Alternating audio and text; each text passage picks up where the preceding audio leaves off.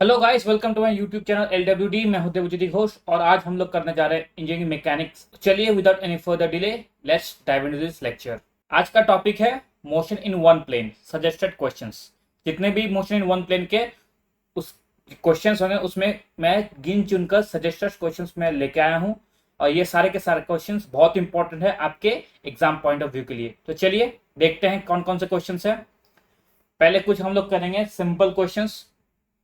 अब देखो, first question जो है यहाँ पर एमसीक्यू में, फर्स्ट क्वेश्चन क्या है मेरा, देखो यहाँ पर एमसीक्यू में है Newton's first law of motion gives the concept of, बोला गया है Newton's first law of motion क्या कॉन्सेप्ट देता है। तो मेरा आंसर आ जाएगा यहाँ पर C. Newton's first law of motion inertia का कॉन्सेप्ट देता है।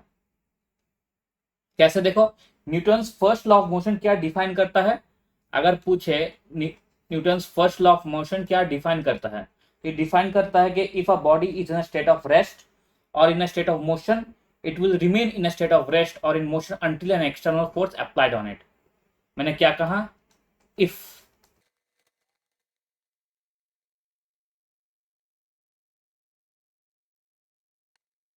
ये डिफाइन करता है if a body is in a state of rest और in motion it will be continue in a state of rest और in motion until an external force applied on it. ठीक है, अगर कोई भी बॉडी ने स्टेट ऑफ रेस्ट है मतलब स्टेशनरी है, या कोई बॉडी मोशन में है मतलब वो कंटिन्यू चल रहा है और वो ये चीज चलता ही रहेगा या तो वो रुका रहेगा अनटिल एंड अनलेस एक कोई भी एक्सटर्नल फोर्स उसके ऊपर अप्लाई किया जाता है। इसका मतलब है अगर मान लो कोई भी एक चीज इन स्टेट ऑफ रेस्ट है तो continue in state of rest में रहेगा अगर जब तक कोई एक्सटर्नल फोर्स अप्लाई नहीं किया जाता। ठीक वैसे ही कोई भी बॉडी मोशन में रहेगा और वो कंटिन्यू मोशन में रहेगा जब तक कोई भी एक्सटर्नल फोर्स उसके ऊपर अप्लाई नहीं होता। ठीक है, ये कहा गया है Newton first law of motion में। तो फर्स्ट लॉ ऑफ मोशन क्या देता है मुझे, इनर्शिया देता है।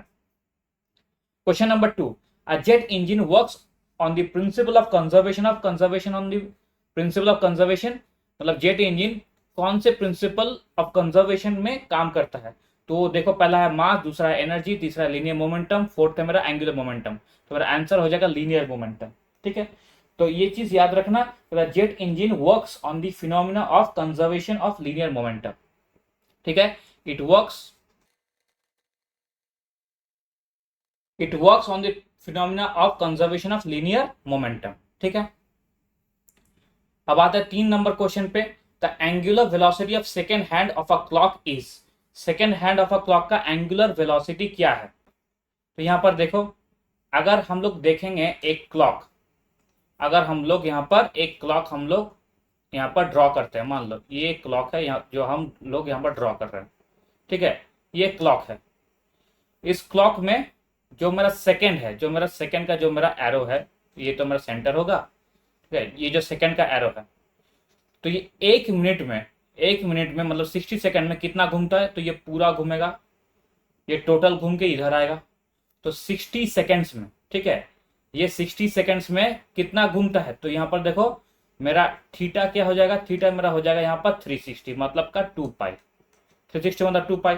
और ये कितना टाइम में जाता है, ये जाता है टाइम अगर पूछेंगे तो ये टाइम जाता है मेरा यहाँ पर 60 सेकंड्स में।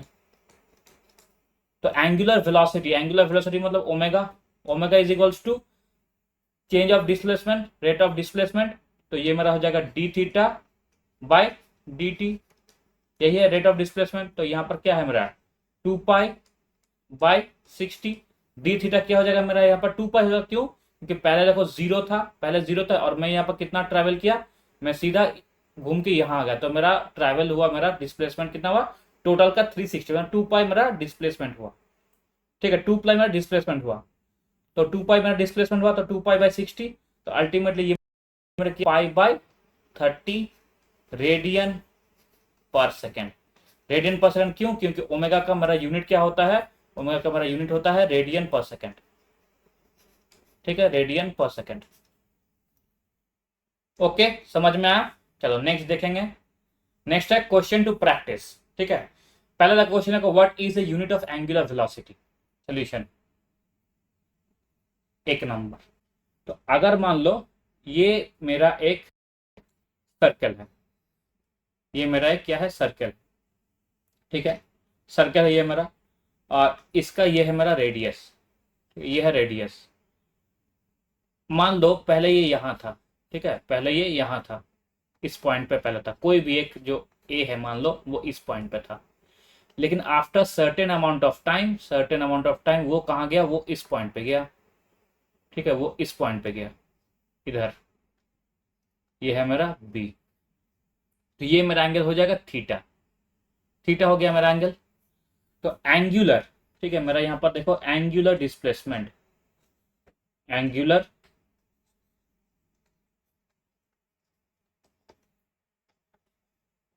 एंगुलर डिस्प्लेसमेंट कितना आ रहा है यहाँ पर, एंगुलर डिस्प्लेसमेंट मेरा आएगा यहाँ पर थीटा। और ये कितना टाइम में गया, मान लो ये टाइम इज इक्वल्स टू मेरा है यहाँ पर टी। टाइम क्या है मेरा, टाइम है मेरा यहाँ पर टी, टी सेकेंड्स, ठीक है, टी सेकेंड्स।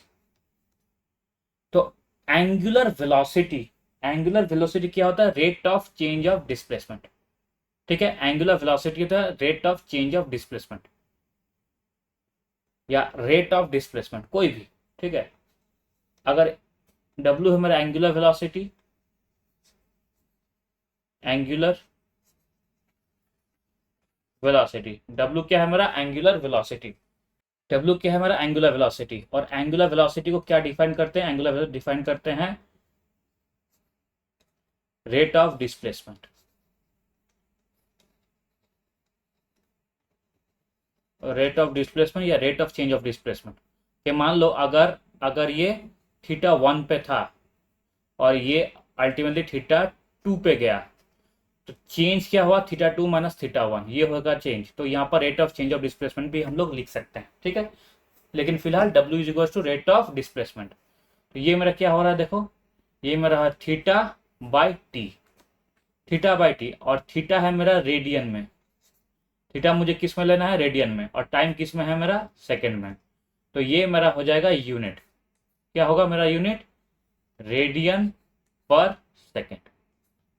तो मेरा एंगुलर वेलोसिटी का यूनिट क्या आया मेरा, रेडियन पर सेकेंड, ये होगा मेरा एंगुलर वेलोसिटी का यूनिट। और एंगुलर वेलोसिटी क्या है, वो है मेरा एंगुलर डिस्प्लेसमेंट बाय टाइम, मतलब रेट ऑफ डिस्प्लेसमेंट या rate of change of displacement, वो है मेरा angular velocity. I hope it's clear, ठीक। अब 2 नंबर देखते हैं। 2 नंबर क्वेश्चन क्या है, find the final velocity falling freely from the height of 5 metre from the ground.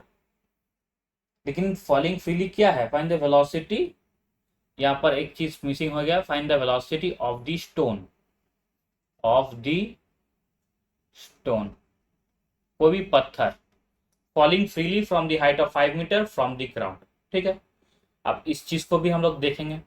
देखो मान लो ये क्या है, यहां पर है मेरा ग्राउंड, ठीक है, ये है मेरा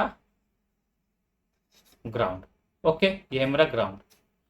तो कोई भी एक स्टोन है यहां है, कोई भी एक स्टोन है यहां है, और ये कितना उसका हाइट का डिस्टेंस है, ये डिस्टेंस जो है वो है मेरा 5 मीटर, ठीक है, ये जो डिस्टेंस है ये है मेरा 5 मीटर, ठीक है। तो ये हाइट मेरा हो गया यहाँ पर 5 मीटर। अब देखो अगर हम लोग देखेंगे मोशन इन वन प्लेन, ठीक है, या लीनियर मोशन, अगर आपको याद है कि equations of motions, equations of motions क्या क्या है, तो इक्वेशंस ऑफ मोशन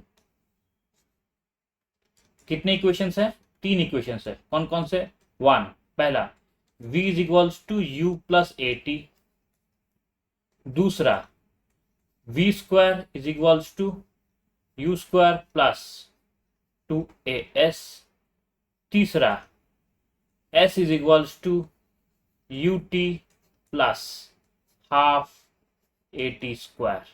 ये है, ये कौन से केस में, जब इक्वेशन ऑफ मोशन है पैरेलल टू द ग्राउंड, ठीक है, ये उस केस में है। अगर बोलता है क्या अप एंड डाउन, मतलब फॉल फ्रीली या गोइंग टू हाइट, ठीक है, अगर मान लो बोलता है कि फ्रीली मतलब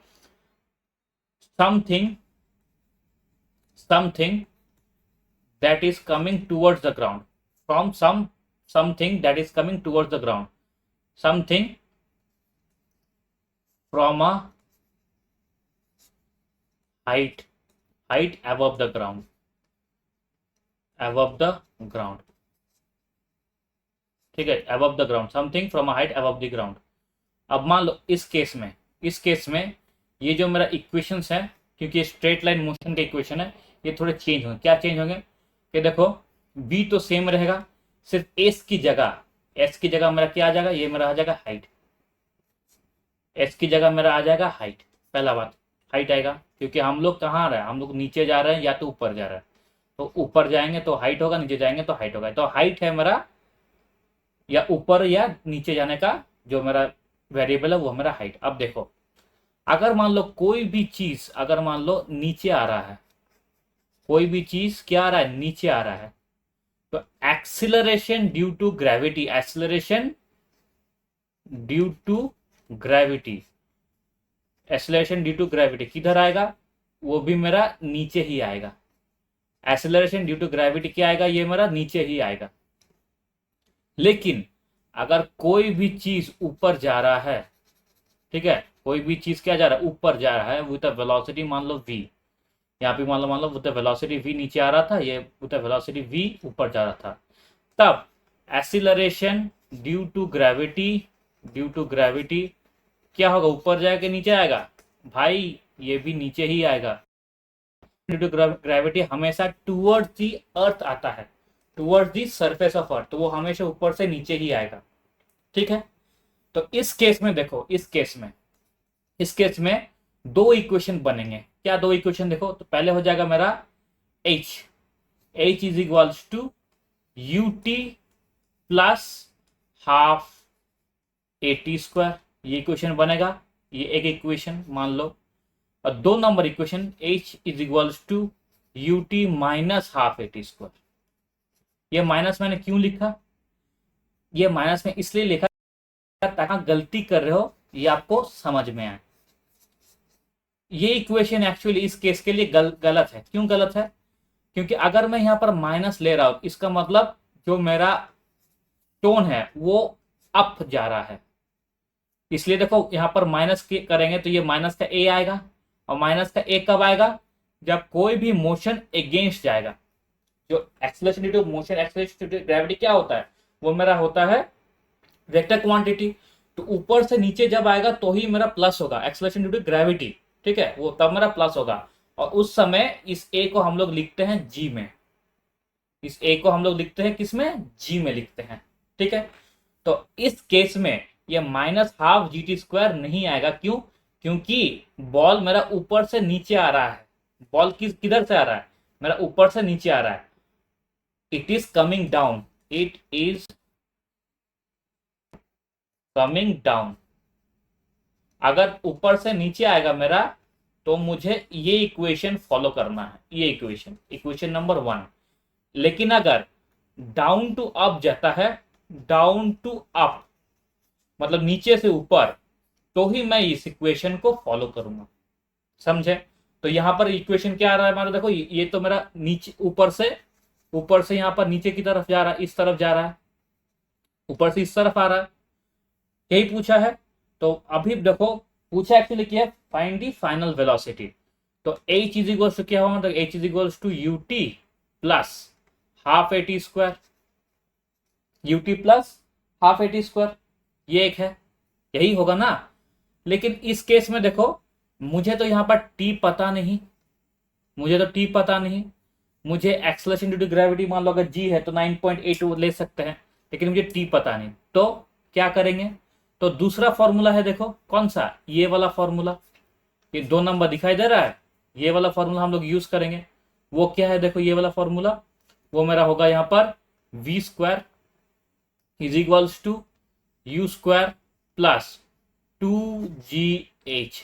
g क्या है, acceleration due to gravity, h क्या है मेरा हाइट। अब देखो क्या यहाँ पर मुझे इनिशियल वेलोसिटी दिया गया है, क्या मुझे यहाँ पर इनिशियल वेलोसिटी दिया गया है, आप बोलेंगे नहीं सर जी नहीं दिया गया।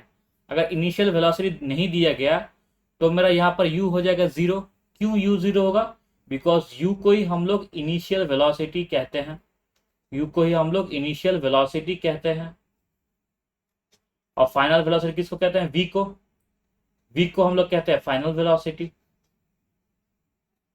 Final velocity. तो इनिशियल वेलोसिटी कुछ दिया नहीं, तो इसका मतलब ये 0। तो v क्या होगा, v मेरा हो जाएगा रूट अंडर 2gh। अब रूट अंडर 2 क्या है 2, g क्या है 9.8, h क्या है मेरा 5। तो अल्टीमेटली मेरा यहाँ पर आंसर आ जाएगा, आंसर मेरा यहाँ पर आएगा दैट इज 9.9 मीटर पर सेकेंड। ये हो जाएगा मेरा करेक्ट आंसर। आई होप मैं आपको ये अच्छे से समझा पाया। ठीक है, चलिए नेक्स्ट क्वेश्चन देखेंगे।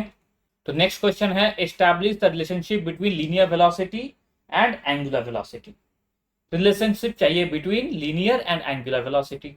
ठीक है, चलो देखते हैं। तो कुछ ड्राइंग करते हैं यहाँ पर। ये है हमारा सर्कल, ठीक है, ये है सर्कल। अब इस केस में ये है मेरा सेंटर।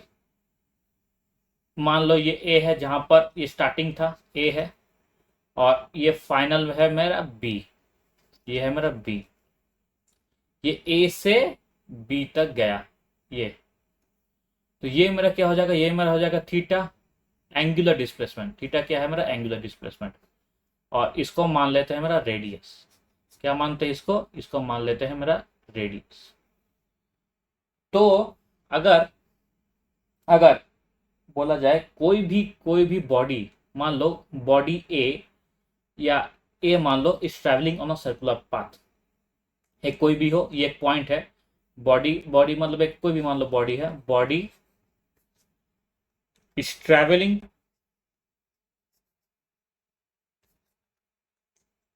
इन अ सर्कुलर पाथ।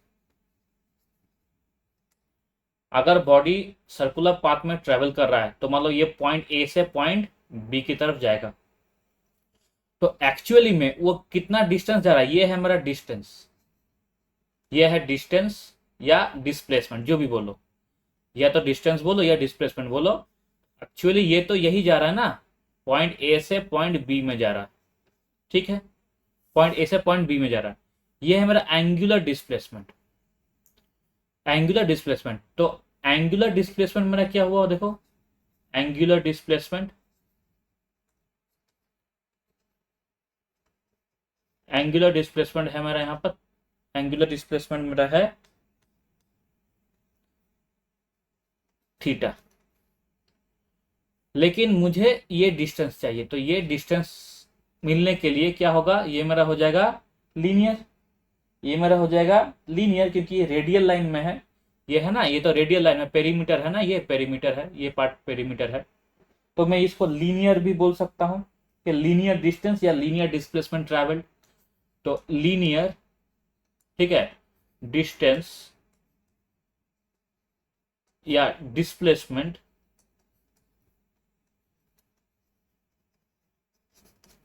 ट्रैवल्ड, ये क्या हो जाएगा मेरा, ये मेरा हो जाएगा आर, जो रेडियस है, रेडियस ऑफ द सर्कल, ठीक है, जिसके अनुसार वो मूव कर रहा है ऑन अ सर्क्यूलर वे में, जिसके वो मूव कर रहा है। तो वो रेडियस इनटू थीटा। तो यहां पर क्या है मेरा, यहां पर मेरा हो जाएगा आर थीटा। तो एस का मेरा मान आया आर थीटा। एस क्या है, एस है मेरा डिस्टेंस।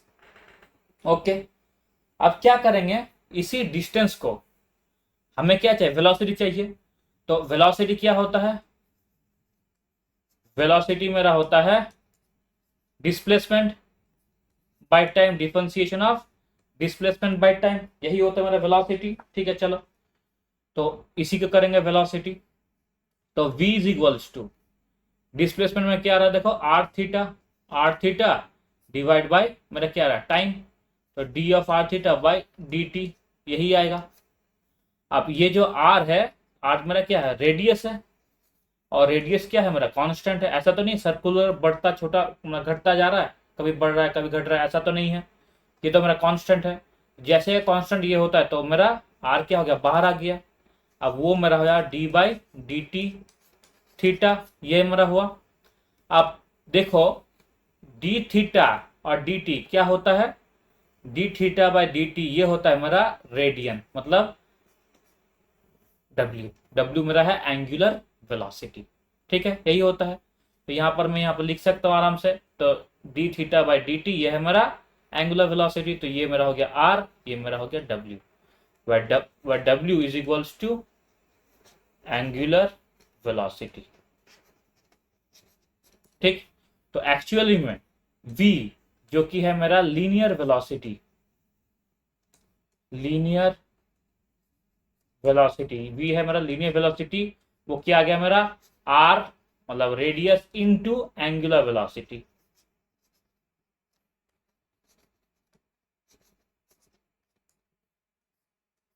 ओके, समझ में आया।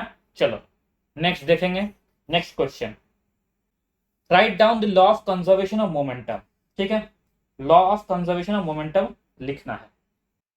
तो law of conservation of momentum क्या कहता है, देखो, law of conservation of momentum, law of conservation momentum states that for two और मोर बॉडीज, ठीक है, in an isolated system acting upon each other, that total momentum remains constant unless an external force is applied, ठीक है, मैं यहां पर लिख दे रहा हूं,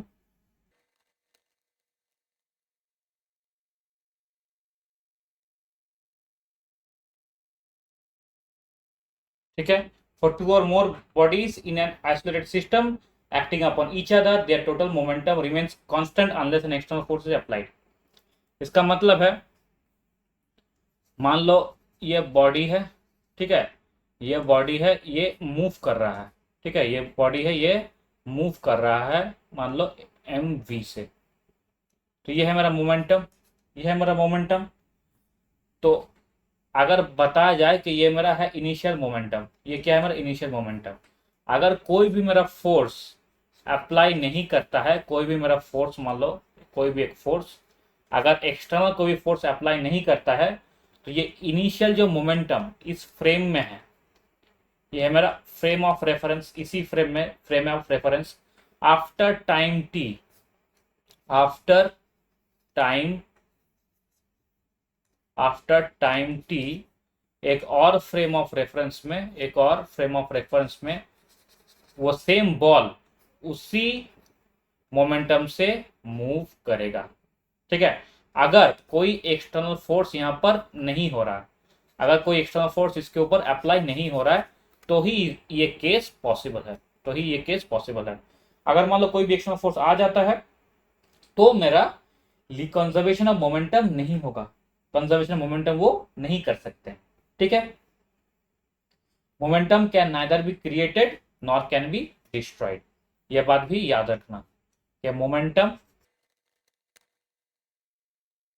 can neither be created nor can be destroyed. Okay, चलो अब नेक्स्ट क्वेश्चन देखेंगे, what is centripetal force, deduce an expression.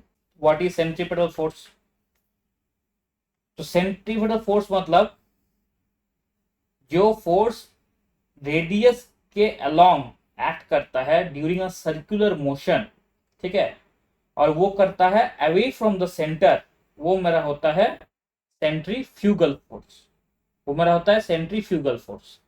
और यहाँ पर क्या पूछा है, यहाँ पर पूछा है सेंट्रीपेटल फोर्स, देखो ये क्या पूछा है हमारा, यहाँ पर मेरा है सेंट्रीपेटल फोर्स।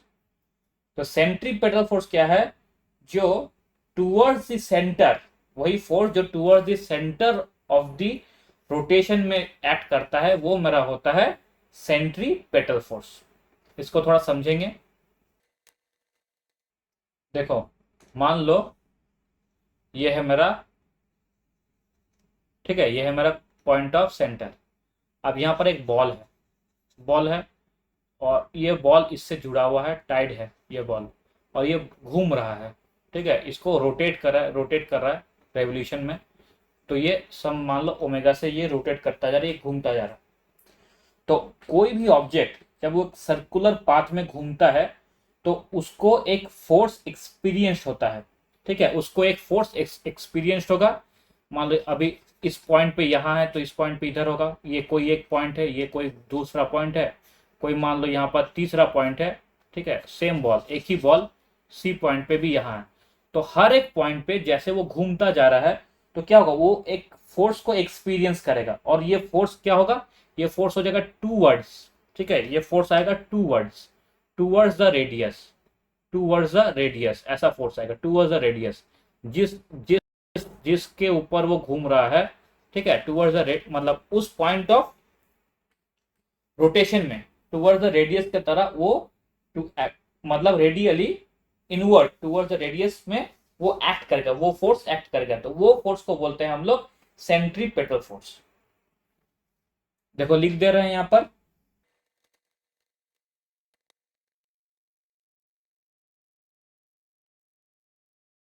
और ये सेंट्रीपेटल फोर्स जो एफ है वो मेरा रिप्रेजेंट होता है M V square by R से। जो वी क्या है, वी मेरा है वेलोसिटी, आर मेरा है रेडियस, और ये एक इनर्शियल फ्रेम ऑफ रेफरेंस में वो देखा जाता है, ऑब्जर्व किया जाता है इनर्शियल फ्रेम ऑफ रेफरेंस में। तो ऑब्जर्व कहां करेंगे, ऑब्जर्व मेरा होगा inertial frame of reference, observe, ठीक है, ऑब्जर्व मेरा यहां पर होगा इनर्शियल फॉर्म ऑफ रेफरेंस में, ठीक है।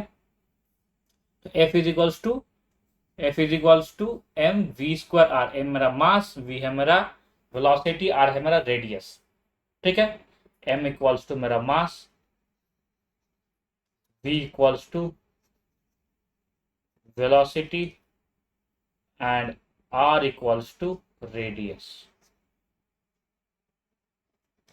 ओके। अब अगर पूछा डिड्यूस द एक्सप्रेशन, तो देखो एक्सप्रेशन कैसे डिड्यूस करेंगे, मान लेते हैं, थोड़ा इस चीज को रब करके समझते हैं, ठीक है, इस चीज को रब करके थोड़ा समझते हैं। देखो ये तो मेरा पॉइंट है, मान लो इसको ओ, ठीक है। अब ये ऐसे घूम रहा है, कैसे जा रहा है, ऐसे एंटी क्लॉकवाइज ये जा रहा है, अल्टी ये घूमते घूमते घूमते ऐसे जाएगा, मान लो इस पॉइंट पे है, इस पॉइंट पे जैसे ही आएगा तो वेलोसिटी क्या होगा, वेलोसिटी होता है टेंजेंशियल, जो वेलोसिटी होगा मेरा, और वेलोसिटी किसका, वो उस पॉइंट का, ठीक है, उस पॉइंट का उस टाइम फ्रेम में, उस टाइम ऑफ रेफरेंस में उसी पॉइंट का वेलोसिटी क्या आ जाएगा, उसका टेंजेंट के अलॉन्ग जाएगा, तो ये मेरा हो जाएगा वेलोसिटी एट, मान लो ए में, ठीक है, एट ए। तो इससे इसका जो मेरा रेडियस है वो मान लेते हैं मेरा आर, यह है मेरा आर। अब जैसे ही ये घूमेगा और तो इस पॉइंट पे जाएगा, इस पॉइंट पे जाएगा, मान लो ये है मेरा बी, बी पॉइंट, तो इससे भी ये क्या जाएगा, ऐसे जाएगा बिल्कुल इसके टेंजेंट के अलॉन्ग, तो ये मेरा हो जाएगा मान लो वी डैश, ठीक है, ये मेरा होगा वी डैश, ठीक। अब देखो ये है मेरा थीटा, ये क्या है मेरा थीटा, जो है मेरा एंगुलर डिस्प्लेसमेंट। अगर देखा जाए तो इस फ्रेम में, इस फ्रेम में ये भी मेरा क्या हो जा रहा है, मेरा हो रहा बन रहा है थीटा इस फ्रेम में। तो अगर ये v है, ठीक है, ये मान लो v है, v है, तो ये क्या हो जाएगा मेरा v cos थीटा। हम क्या करें, इसको जो फोर्स को उसको हम लोग रिजॉल्व कर रहे हैं, ठीक है, फोर्स को क्या कर रहे हैं हम लोग रिजॉल्व कर रहे हैं, बेस में और परपेंडिकुलर में फोर्स को क्या कर रहे हैं, रिजॉल्व कर रहे हैं, तो ये मेरा हो जाएगा v cos थीटा, और इस तरफ मेरा आएगा v sin थीटा, ओके। इतना दूर कोई प्रॉब्लम नहीं होना चाहिए। अब देखो अगर मैं यहां पर बोल रहा हूं कि चेंज ऑफ वेलोसिटी, ठीक है, पैरेलल टू एसी, ठीक है, parallel to AC, change of velocity parallel to AC. AC में पहले क्या था, देखो v था, अब क्या है v cos थीटा है, अब क्या है यहां पर v cos थीटा है। अब देखो मान लेते हैं ये जो थीटा है ना, ये थीटा बहुत स्मॉल है, वेरी स्मॉल डिस्प्लेसमेंट। जब p theta very small displacement होता है तो v साइन थीटा वो मेरा बन जाता है v थीटा, क्यों? साइन थीटा वेरी स्मॉल, तो वेरी स्मॉल के लिए वो थीटा ही बन जाता है, तो वो हो जाता है मेरा वी थीटा। और V cos theta very small के लिए वो मेरा हो जाता है सिर्फ वी, कॉस बन जाता है मेरा 1। कॉस अगर जीरो का वैल्यू क्या होता है 1, तो अगर वेरी स्मॉल जीरो के बहुत करीब है तो मेरा 1 के बहुत करीब है, तो ऑटोमेटिक वो बन गया मेरा वी। तो पैरेलल में देखो ये मेरा है v और इधर भी मेरा क्या है v cos थीटा, जो कि मेरा है v। अल्टीमेटली ये मेरा आ रहा है v cos थीटा माइनस का v, ये फाइनल माइनस इनिशियल। तो फाइनल माइनस इनिशियल जैसे करते हैं तो v cos थीटा भी क्या है मेरा v है, और यहाँ पर जो इनिशियल क्या है वो भी मेरा v है। अल्टीमेटली 0 हो गया। ये मेरा हो गया पैरेलल केस में। अब आते हैं पैरेलल टू ओ ए, ये ओ ए में पैरेलल, ठीक है, इसके ऊपर ये ओ ए के ऊपर पैरेलल। तो change in velocity, change in velocity parallel to, change in velocity parallel to O A. अब ओ ए में देखो चेंज इन वेलोसिटी क्या हो रहा है, पहला था v साइन थीटा, पहले था v साइन थीटा माइनस 0। तो अल्टीमेटली देखो ये क्या हो जाएगा मेरा v थीटा, अल्टीमेटली क्या हुआ v थीटा। तो एक्सेलरेशन क्या हो रहा है मेरा, एक्सेलरेशन एक्सीलरेशन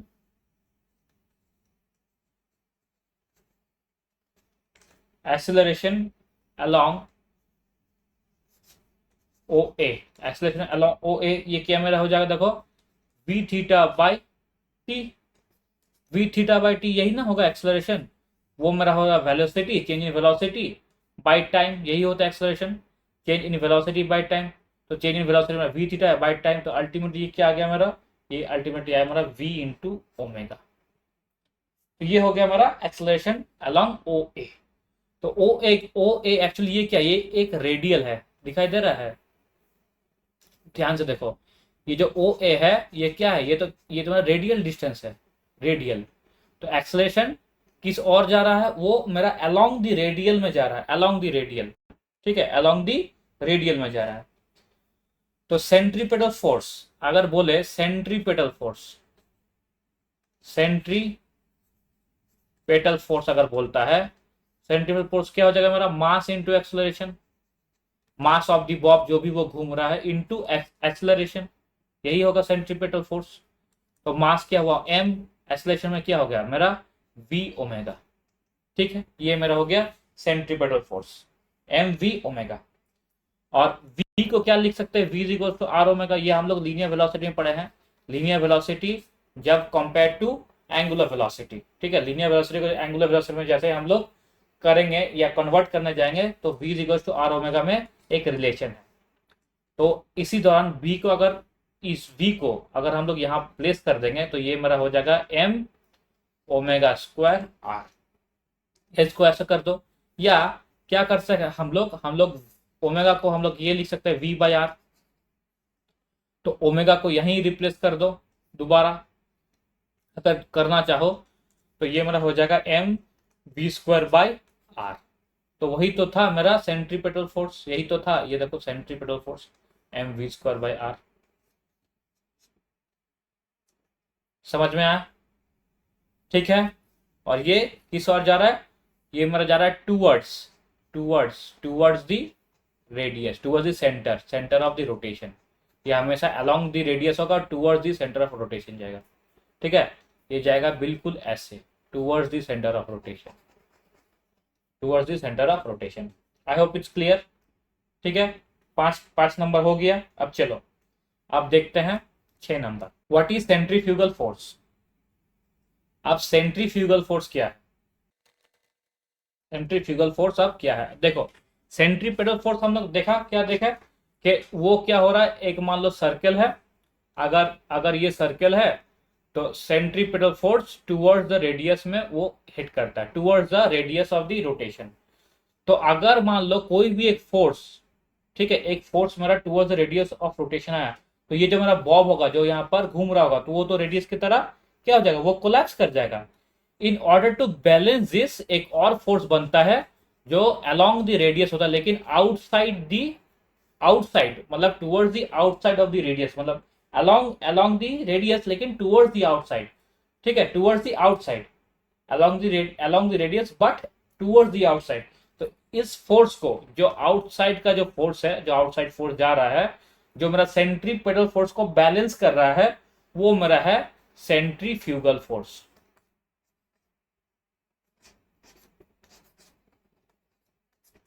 ओके, तो देखो क्या लिखेंगे हम लोग।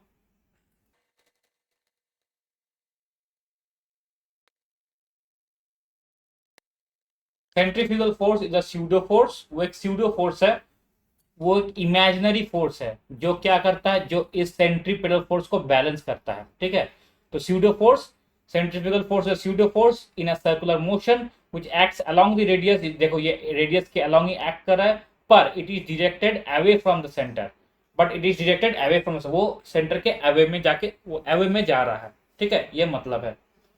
और इसका जो फोर्स होगा उसका क्या होगा देखो, तो सेंट्रीपेटल का क्या था, सेंट्रीपेटल का था मेरा mv²/r। तो इसका भी सेम होगा, लेकिन आगे में क्या आ जाएगा, आगे में क्या आएगा माइनस। क्यों, क्योंकि जिस और मेरा सेंट्रीपेटल है उसके उल्टा ऑपोजिट डायरेक्शन में मेरा सेंट्रीफ्यूगल है, ठीक है। अब देखो ये फोर्स कब एग्जिस्ट करता है और कब एग्जिस्ट नहीं करता है, ठीक है, कब होता है, it only comes to play, मतलब ये कब एग्जिस्ट करता है कि जब फ्रेम ऑफ रेफरेंस वो चेंज होगा, ठीक है। It only exist, it only comes into play, अगर बोला जाए इट ओनली एग्जिस्ट, ये कब एग्जिस्ट करता है, it only exist when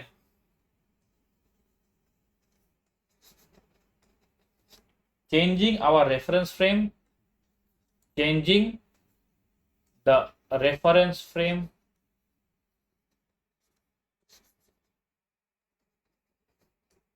from a ground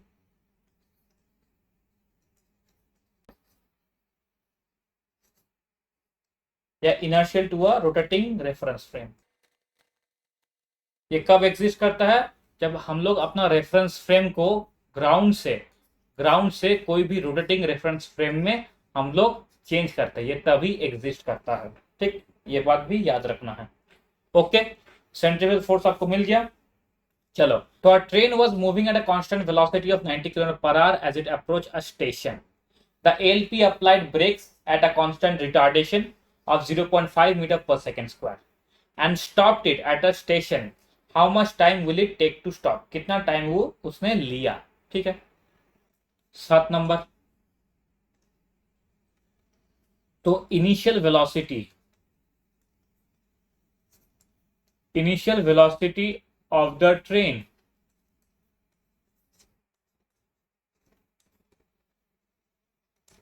जो कि है हमारा u, कितना दिया देखो 90 किलोमीटर पर आवर।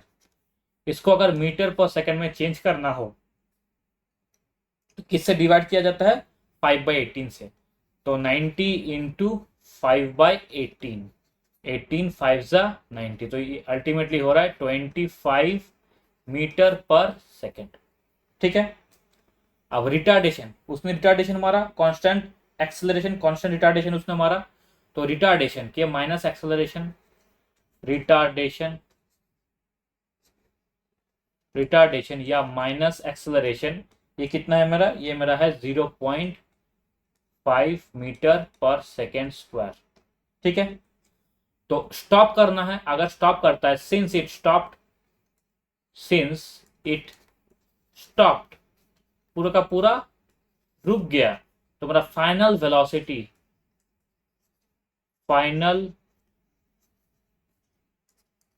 क्या हो जाएगा, वो मेरा हो जाएगा 0 मीटर पर सेकेंड, फाइनल वेलोसिटी। ओके, अब टाइम तो मुझे पता नहीं, टाइम लेना है, तो मैं क्या इक्वेशन लगाऊंगा, क्या स्ट्रेट लाइन इक्वेशन लगाऊंगा, वो मेरा हो जाएगा v is equals to u plus AT, ये मुझे लगाना है u प्लस AT। लेकिन यहां पर एक्चुअली क्या है, यहां पर है मेरा रिटार्डेशन, तो रिटार्डेशन का मुझे तो पता है रिटार्डेशन, यहाँ तो है मेरा रिटार्डेशन, तो रिटार्डेशन में क्या हो रहा है, एक्सेलरेशन मोशन जिस और मोशन है, मान लो इस और मोशन है, मोशन इस और है, तो मेरा एक्सेलरेशन किस और लग रहा है, मेरा एक्सेलरेशन लग रहा है इधर, ठीक है। तो इस केस में मेरा जो ए होता है वो माइनस हो जाता है, और यही इक्वेशन रिटार्डेशन के केस में v is equals to U minus A T हो जाएगा। तो देखो यहाँ पर v तो है मेरा यहाँ पर 0, u तो है मेरा यहाँ पर 25, और माइनस ए कितना है मेरा, ए है मेरा यहाँ पर 0.5 इंटू टी। तो टी का मेरा वैल्यू क्या आ गया, टी का मेरा वैल्यू यहाँ पर आया 25 डिवाइड बाई 0.5, तो मतलब 5 इंटू 10। अल्टीमेटली ये मेरा हो गया 50, 5 से 5 जाएगा तो ये मेरा हो जाएगा 50 सेकेंड्स। ठीक है, समझ में आया। चलो नेक्स्ट क्वेश्चन देखेंगे। A wheel rotating about fixed axis at 20 rpm is uniformly accelerated for 70 seconds, during which it makes 50 revolutions. Find angular velocity at the end of this interval and time required for this velocity to reach 100 rpm. Okay, 20 rpm में वो rotate कर रहा है with uniform accelerated for 70 seconds. 70 seconds तक उसको acceleration मिला, ठीक है, और जिस कारण वो 50 रेवोल्यूशन तक पहुंच गया, 50 रेवोल्यूशन तक पहुंच गया। अब आपको बोला गया एंगुलर वेलोसिटी क्या होगा, और पूछा गया टाइम रिक्वायर्ड कब वो 100 रेवोल्यूशन पर मिनट में जाएगा। ठीक है, आसान क्वेश्चन है, पार्ट देख लो। बोला गया है इनिशियल एंगुलर वेलोसिटी, तो मुझे क्या चाहिए, initial angular velocity. Initial angular velocity वो क्या होता है हमारा ओमेगा 1, ठीक। लेकिन मुझे यहाँ पर क्या दिया था, आरपीएम, याद है आरपीएम 20 आरपीएम दिया था। कितना दिया था, 20 आरपीएम। आरपीएम का मतलब होता है रेवोल्यूशन, ठीक है, पर मिनट, ये होता है। जब कभी भी रेवोल्यूशन पर मिनट को हम लोग रेडियन पर सेकंड में कन्वर्ट करेंगे, किसमें, रेडियन पर सेकंड में, तो क्या मेरा फॉर्मूला क्या होगा, वो मेरा हो जाएगा W is equals to 2πn/60। n क्या है, n है मेरा नंबर ऑफ रेवोल्यूशन, मतलब यहाँ पर 20। तो मेरा यहाँ पर आया 2 into pi into 20 divide by 60, तो ये से कटेगा 3। आंसर में यहाँ पर आ रहा है 2π/3, तो 2π/3 रेडियन पर सेकेंड, ठीक। तो यहाँ पर वेलोसिटी W1, ठीक है, initial velocity is equal W1, तो ये W1 मेरा क्या आ गया, W1 मेरा यहाँ पर आया 2π/3 रेडियन पर सेकेंड, ठीक। अब देखो कितना रेवोल्यूशन उसने किया, उसने किया 50 रेवोल्यूशन। तो 50 रेवोल्यूशन क्या वो मूव किया, ठीक है, वो 50 रेवोल्यूशन मूव किया, मतलब इट मेक्स 50 रेवोल्यूशन। मेक्स का मतलब क्या, मूव करना। तो 50 रेवोल्यूशन उसने मूव किया, तो डिस्टेंस ट्रेवल्ड, डिस्टेंस अगर बोले डिस्टेंस ट्रेवल्ड कितना हुआ, 50 रेवोल्यूशन। अब ये 50 रेवोल्यूशन क्या होता है, क्योंकि मुझे डिस्टेंस ट्रेवल्ड है तो उसको मुझे एंगुलर डिस्टेंस में कन्वर्ट करना है। देखो एंगुलर डिस्प्लेसमेंट, ये तो एक समथिंग बोल दिया, डिस्टेंस 50 रेवोल्यूशन में ट्रेवल किया, तो उसको मुझे एंगुलर में चाहिए, तो एंगुलर डिस्प्लेसमेंट मुझे चाहिए, तो वो क्या हो जाएगा मेरा, वो मेरा हो जाएगा 50 रेवोल्यूशन का मतलब होता है 2π, तो 2π इंटू 50 दैट इज 100π। 100π उसने मूव किया, 100π क्या किया, उसने मूव किया, तो वो मेरा हो जाएगा रेडियन। 100π मूव किया, एंगुलर डिस्प्लेसमेंट। अब देखो बोला गया है टाइम कितना लिया, 70 सेकेंड्स। टाइम लिया कितना, टाइम लिया मेरा यहाँ पर 70 सेकेंड्स, और 70 सेकेंड्स में यूनिफॉर्मली एक्सलेटेड हुआ। यूनिफॉर्मली एक्सलेशन मतलब उसमें एक्सलरेशन आया, ACC एक्सलेशन उसने हुआ, यूनिफॉर्मली एक्सलेशन। क्या मुझे एक्सलेशन का वैल्यू यहाँ पर पता है, नहीं पता है, निकालना होगा। कैसे निकालेंगे, तो वो देखो theta is equals to ω1t plus 1 minus plus 1/2, ठीक है, 1/2 अल्फा टी स्क्वायर। अब ये अल्फा ω1 ये क्या है, तो ω1 है मेरा इनिशियल वेलोसिटी, एंगुलर वेलोसिटी क्या है मेरा, इनिशियल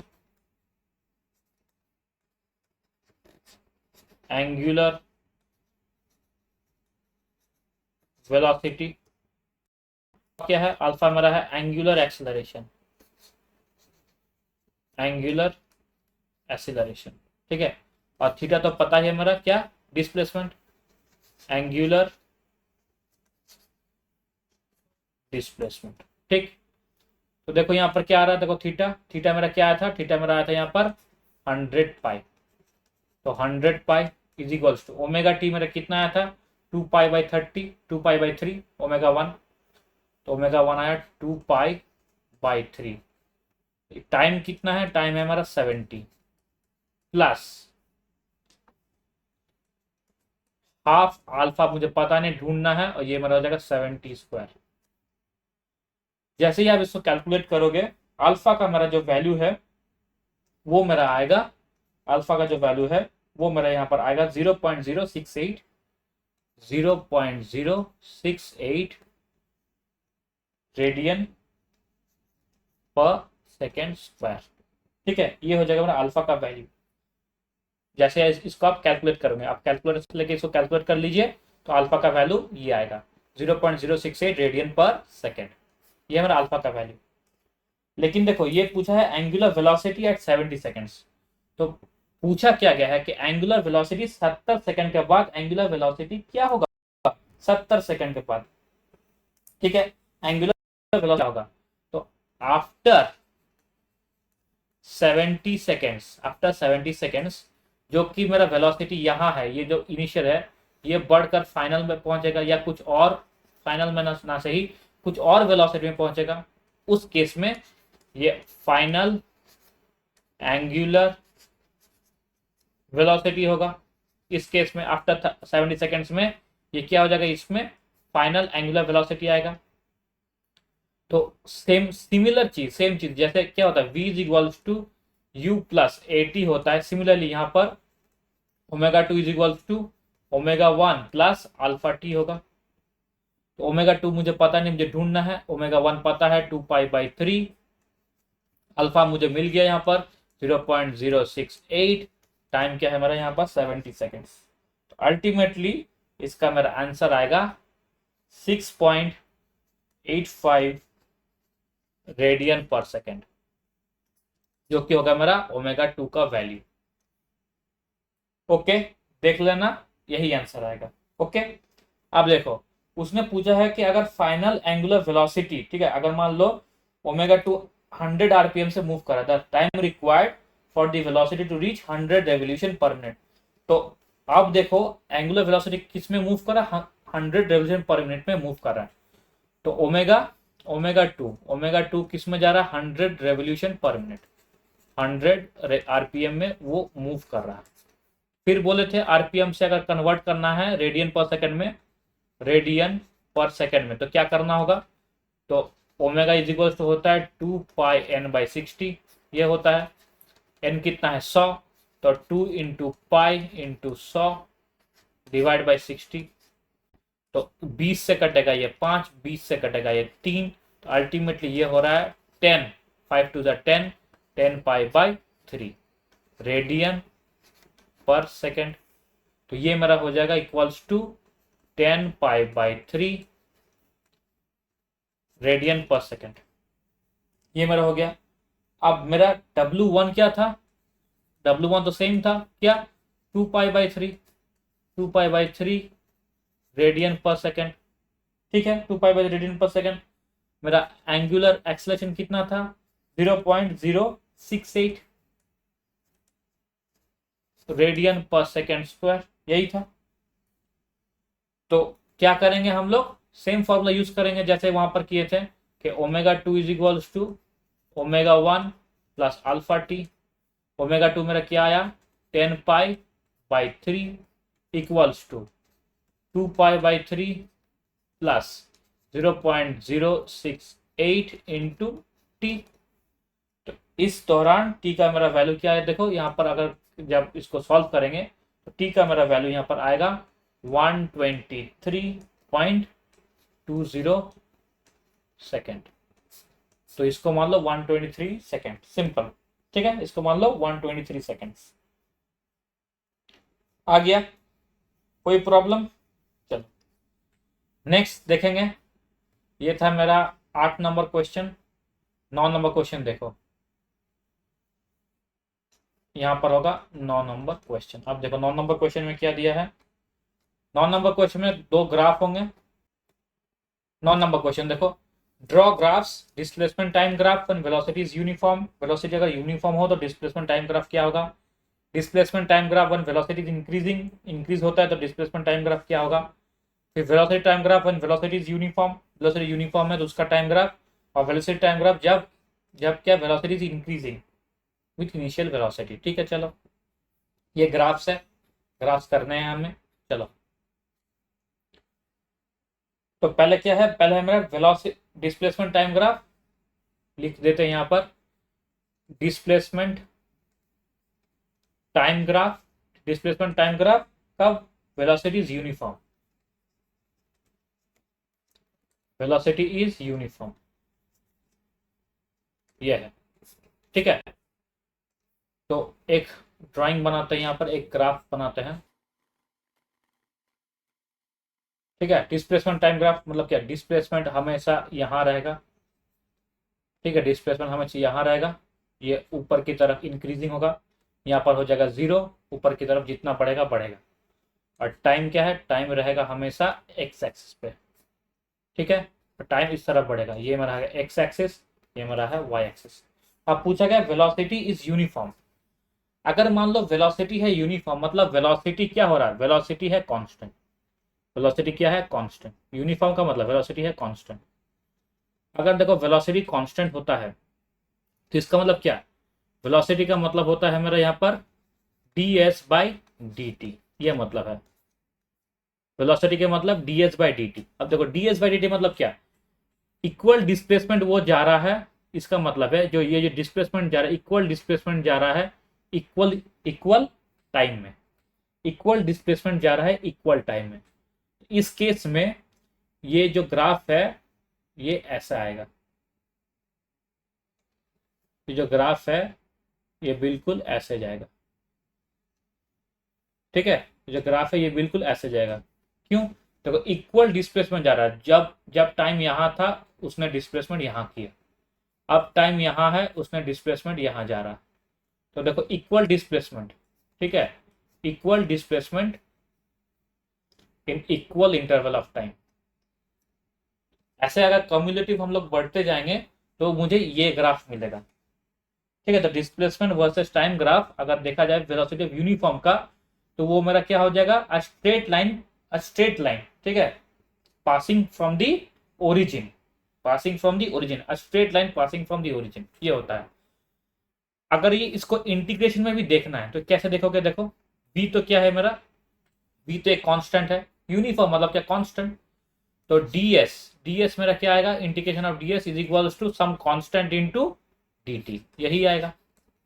तो s is equals to some constant, कोई भी constant, s equals some constant, मान लो कुछ भी जो कांस्टेंट है c इंटू टी।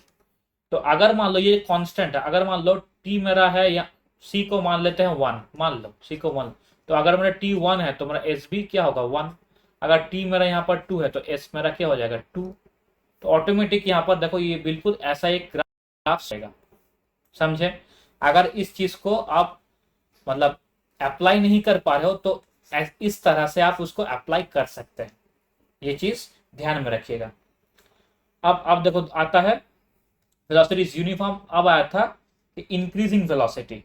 ठीक है, जब इंक्रीजिंग वेलोसिटी होगा, इंक्रीजिंग वेलोसिटी होगा तब मेरा ग्राफ कैसा होगा। ठीक है, तब मेरा ग्राफ कैसा होगा, तो एक बार देख लेते हैं। ठीक है, ये मान लो है डिस्प्लेसमेंट, ये मेरा है टाइम। ठीक है, डिस्प्लेसमेंट टाइम तो इंक्रीजिंग होता है, इंक्रीजिंग मतलब क्या, v एक फंक्शन है विथ रेस्पेक्ट टू टाइम, तो टाइम जैसे बढ़ेगा वो इंक्रीज करता रहेगा। तो v ये क्या है मेरा D H by D T, और v क्या है मेरा function with respect to time, तो इसको हम ऐसे लिख सकते हैं function with respect to time. तो ds मेरा क्या हो जाएगा, ds इज इक्वल टू मेरा function with respect to time into D T. ये बनेगा बिल्कुल। तो अगर एक भी टी रहा तो वो क्या हो जाएगा, टी स्क्वायर बन जाएगा। अगर एक भी टी रहा तो वो मेरा टी स्क्वायर बन जाएगा, यही मतलब है, क्योंकि इंटीग्रेशन कर रहा हूं। तो इसलिए ये ग्राफ होगा, ये बिल्कुल ऐसे जाएगा, ठीक है, इंक्रीजिंग स्लोप। कैसे जाएगा, ये ग्राफ जाएगा बिल्कुल ऐसे, क्योंकि ये स्ट्रेट लाइन नहीं होकर कर्व कर्व जाएगा, कर्व बिल्कुल ऐसे जाएगा, ठीक है, कर्व ऐसे जाएगा। तो ये मेरा हो जाएगा displacement versus time graph when velocity is increasing. ये कब होगा, जब velocity is increasing, increasing. Okay, अब देखते हैं क्या है, वेलोसिटी टाइम ग्राफ बोला है, आप डिस्प्लेसमेंट नहीं बोला है, आप क्या बोला है, वेलोसिटी टाइम ग्राफ। अब बोला है वेलोसिटी टाइम ग्राफ, ठीक है, ये किसका है, वेलोसिटी टाइम ग्राफ का। कब, जब यूनिफॉर्म वेलोसिटी है। ये कब है, जब यूनिफॉर्म वेलोसिटी, यूनिफॉर्म वेलोसिटी, ये तब का है, ठीक है, यूनिफॉर्म वेलोसिटी। देखो जब यूनिफॉर्म वेलोसिटी है, अब बोला क्या है, वेलोसिटी टाइम ग्राफ। तो इसका मतलब है, अगर मान लो ये v है और ये जा रहा है यूनिफॉर्मली, तो आफ्टर सर्टेन टाइम, मान लो t, मान लो 5 सेकंड के बाद भी ये v तो v ही रहेगा, क्योंकि वो जा रहा है यूनिफॉर्मली। 10 सेकंड के बाद भी वो v रहेगा, 25 सेकंड के बाद भी वो v रहेगा, इन्फिनिटी नंबर ऑफ सेकंड के बाद भी वो v ही रहेगा। तो ये अल्टीमेटली ये क्या हो जाएगा, v तो मेरा कांस्टेंट हो जाएगा, फिर तो v मेरा ऐसा जाएगा, a straight line parallel to X axis, a straight line parallel to X axis. जब वो वेलोसिटी टाइम ग्राफ फ्रेम में हम लोग देखेंगे, वेलोसिटी टाइम ग्राफ फ्रेम में देखेंगे, तो ये मेरा हो जाएगा straight line, straight line, straight line parallel to X axis, parallel to X axis, ऐसा जाएगा, ठीक है, straight line parallel to X axis. I hope it's clear. वो कंटिन्यू चलता जाएगा जब तक इन्फिनिट टाइम में, जब तक उसको कोई फोर्स छेड़े ना, तब तक वो कंटिन्यू ऐसे ही जाएगा।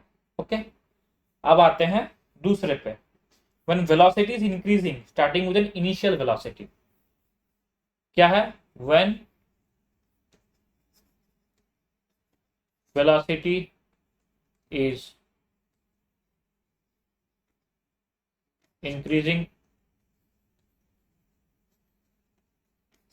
starting with initial velocity।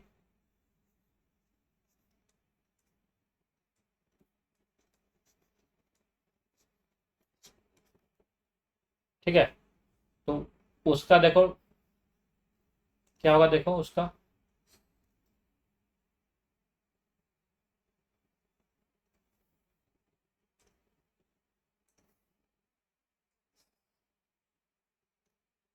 ठीक है।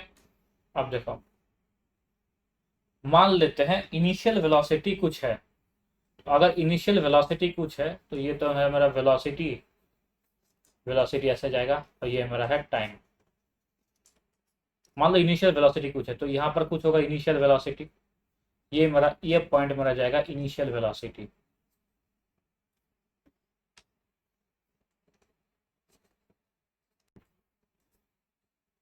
इनिशियल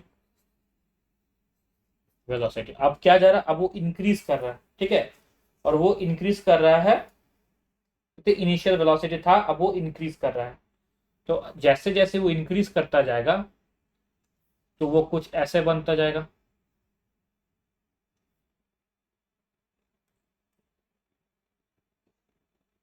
ठीक है, वो कुछ ऐसा बनता जाएगा कि वो इंक्रीज कर रहा है, ठीक है। और कितना इंक्रीज कर रहा है, अगर इसको पैरेलल ड्रॉ करें तो आपको समझ में आ जाएगा, देखो ऐसे वो इंक्रीज कर रहा है, ठीक है। ये मेरा है इंक्रीजिंग स्लोप, इंक्रीजिंग स्लोप, ये मेरा इंक्रीजिंग वेलोसिटी, इंक्रीजिंग वेलोसिटी ऐसा होगा, ठीक है। वो बिल्कुल इस तरह मूव करता जाएगा, ऐसे ऐसे मूव करता जाएगा वो इंक्रीजिंग वेलोसिटी से, ठीक है। तो सारे के सारे ग्राफ क्लियर है, आई होप इसमें कोई डाउट नहीं है। तो नेक्स्ट क्वेश्चन पे चले, चलो नेक्स्ट क्वेश्चन देखेंगे आप। Deduce equation S is equal to you T plus half A T square and V square is equal to you square plus 2as। ठीक है, डिड्यूस इक्वेशन पूछा है।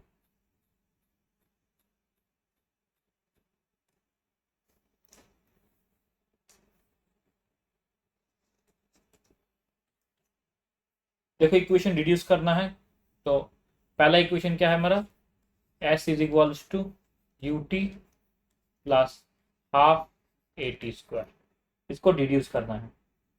ठीक है, अब देखो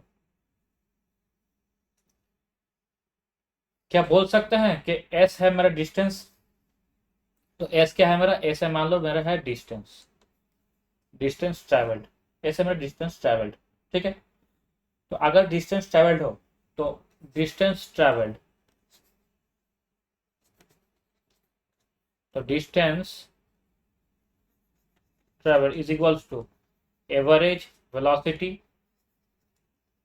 कुछ तो एवरेज वेलोसिटी होगा, एवरेज वेलोसिटी इनटू में क्या हो जाएगा, टाइम, यही होगा। तो एस है मेरा डिस्टेंस ट्रेवल्ड, एवरेज वेलोसिटी क्या होगा मेरा, एवरेज वेलोसिटी, तो यू है मेरा इनिशियल वेलोसिटी, इनिशियल वेलोसिटी, और v क्या है, v है मेरा यहां पर फाइनल वेलोसिटी। ठीक है, एवरेज क्या होगा मेरा, u plus v divide by 2, ये हो जाएगा एवरेज इनटू टाइम। ये आया, कोई दिक्कत की बात नहीं है। चलो अब इसी इक्वेशन को मैं पुट कर रहा हूं v is equals to you plus A t में, क्योंकि ये तो मेरा स्टैंडर्ड इक्वेशन है, v is equals to you t, ये क्या है, ये मेरा एक स्टैंडर्ड इक्वेशन, तो इस इक्वेशन में यहाँ पर पुट कर सकता हूँ, कोई प्रॉब्लम नहीं है, ये तो एक स्टैंडर्ड इक्वेशन है मेरा, मैं इसको भी यहाँ पर पुट करूंगा। ठीक, तो अगर मैं इसको पुट करता हूं, देखो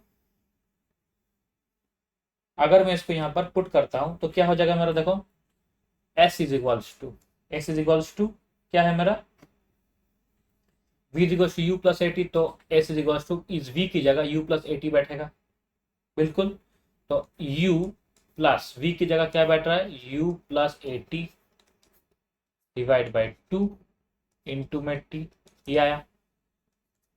ठीक है, ये आया, कोई दिक्कत की बात नहीं। तो अगर इसको हम लोग सब ओपन करते हैं ब्रैकेट को, तो ये मेरा हो जाता है 2u plus 2u plus A t whole divide by whole into में टी डिवाइड बाई 2, ये होता है। तो इसको ओपन किए फिर, तो ये मेरा हो जाएगा, देखो यू टी, 2 से 2 कट जाएगा, तो ये मेरा हो जाएगा you T plus half A T square, तो ये मेरा हो गया एस, तो एल एच एस मेरा क्या होगा, आर एच एस, या डिड्यूस हुआ जो भी, ये प्रूव हो गया। इस तरह से इसको प्रूव कर सकते हैं। अब ठीक ऐसे ही है, कौन सा, जो कि है मेरा वी स्क्वायर,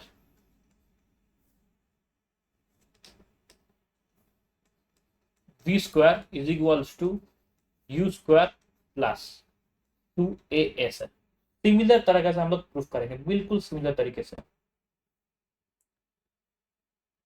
कैसे देखो, तो s क्या है, s है मेरा यहाँ पर u plus we by 2 into T, यही होगा u plus V into 2 by T. अब फर्स्ट इक्वेशन से, ये फर्स्ट इक्वेशन क्या है मेरा, v is equals to u plus A T, ये इक्वेशन है। तो हम t लिख सकते थे, t is equals to v minus you by A, इसको ऐसे लिख सकते हैं, करेक्ट। जैसे ही मैं इसको ऐसे लिखा, तो मैं यहाँ पर t की जगह पर ये वैल्यू पुट कर दूंगा, तो u plus we by 2 into में v minus you by a. ठीक, तो ये चीज मेरा क्या हो रहा है, देखो 1/2a, इसको ऐसा ले लिया 1/2a। अब ये क्या है मेरा, a plus b a minus b, a plus b a minus b, तो अल्टीमेटली क्या होता है, देखो ये मेरा होता है a square minus b square, तो v square minus u square, ये आया इज इक्वल्स टू एस। तो 2as is equals to v square minus u square. ठीक, तो इसको ऐसा लिख सकते हैं कि और v square is equals to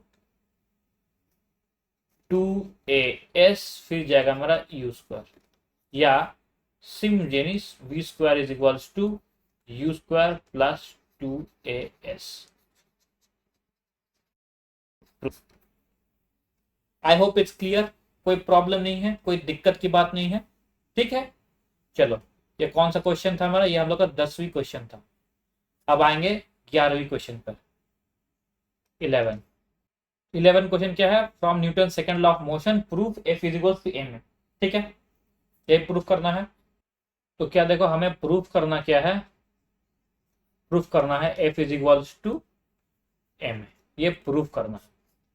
okay, और कौन से, सेकेंड लॉ ऑफ मोशन से, सेकेंड लॉ ऑफ मोशन से। ठीक है, चलो देख करते हैं। सेकेंड लॉ ऑफ मोशन क्या बोलता है कि अगर फोर्स अप्लाई किया गया हो कोई भी सिस्टम पे तो इक्वल टू क्या होता है, rate of change of momentum होता है। Second law of motion, Newton second law of motion states that the force applied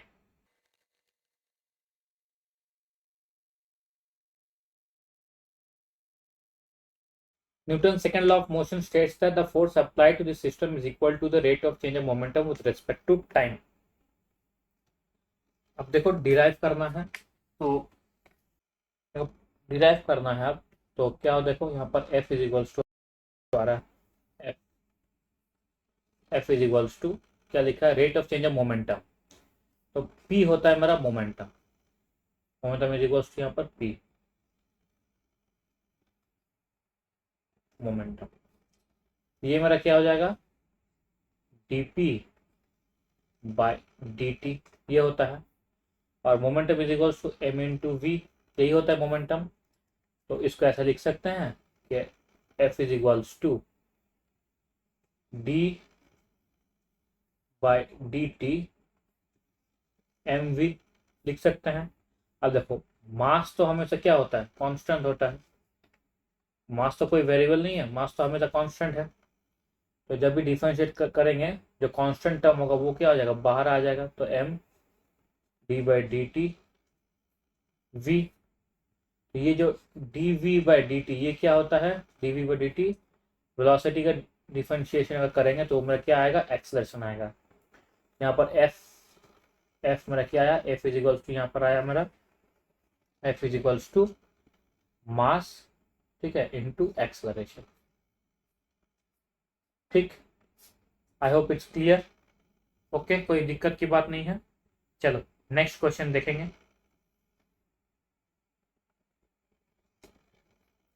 ये हो गया मेरा 11th क्वेश्चन। अभी हम लोग देखेंगे 12th question, define energy and power. यह है 12th question.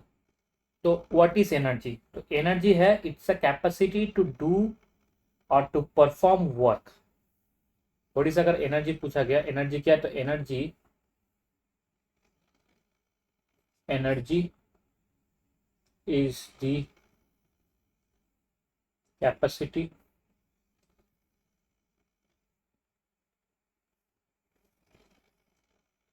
capacity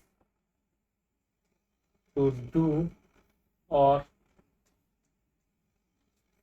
perform work. Energy क्या है, एक कैपेसिटी है, जो काम करने की जो कैपेसिटी, जो सक्षम का जो उसका पावर है, मतलब क्षमता है, वो है मेरा एनर्जी। जो कुछ भी काम करने का जो उसका क्षमता है वो है मेरा एनर्जी। ठीक है, तो एनर्जी का मेरा एसआई यूनिट क्या होता है, एनर्जी का एसआई यूनिट होता है मेरा जूल। ये होता है मेरा एसआई यूनिट जूल। ठीक है, एनर्जी कितना तरह का होता है, एक होता है यहाँ पर काइनेटिक एनर्जी, जो हमारे सिलेबस में है काइनेटिक, और एक होता है पोटेंशियल। एक होता है काइनेटिक और दूसरा है मेरा पोटेंशियल। ठीक है, ऐसे में बहुत तरह का एनर्जी होता है, मैकेनिकल एनर्जी होता है, इलेक्ट्रिकल एनर्जी, बहुत तरह के होता है। फिलहाल हम लोग का सिलेबस में होता है काइनेटिक और पोटेंशियल। अगर आपसे पूछे काइनेटिक एनर्जी का, काइनेटिक एनर्जी का फॉर्मूला क्या होगा, तो वो मेरा हो जाएगा half into mass m into v square, v मतलब वेलोसिटी, ठीक है। m इज इक्वल्स टू यहाँ पर मास और v मेरा क्या है यहाँ पर वेलोसिटी, ठीक। ऐसे ही पोटेंशियल एनर्जी, पोटेंशियल एनर्जी क्या होगा, पोटेंशियल एनर्जी होता है एम जी एच, ठीक है, एम जी एच, वो होता है potential energy. M for mass, G क्या है मेरा acceleration due to gravity,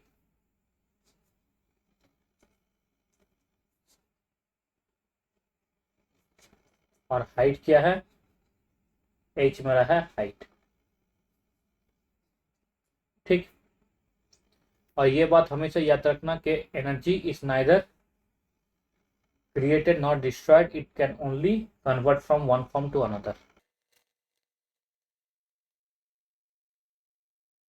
okay, अब आते हैं पावर पे। पूछा क्या है व्हाट इज पावर, पावर का डिफाइन करेंगे। तो एनर्जी पर यूनिट टाइम वो होता है मेरा पावर, क्या, एनर्जी सप्लाइड या एनर्जी परफॉर्म, ठीक है, एनर्जी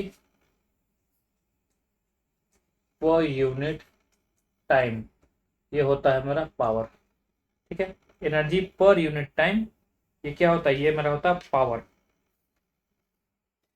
या इसको ये भी बोल सकते हैं कि रेट ऑफ वर्क या amount of work done in unit time, इसको एक और बोल सकते हैं क्या, कि अमाउंट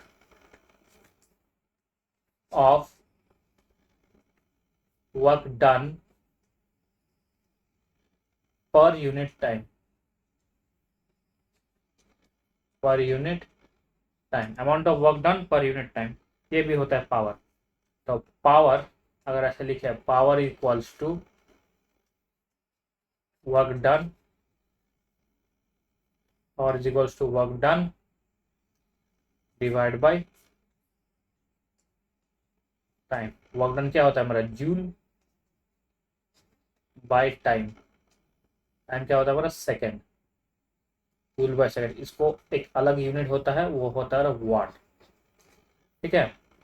तो ये होता है मेरा स्केलर क्वांटिटी, पावर क्या है मेरा स्केलर, जो मेरा वर्क था वो भी था मेरा स्केलर क्वांटिटी, दोनों है मेरा स्केलर क्वांटिटी।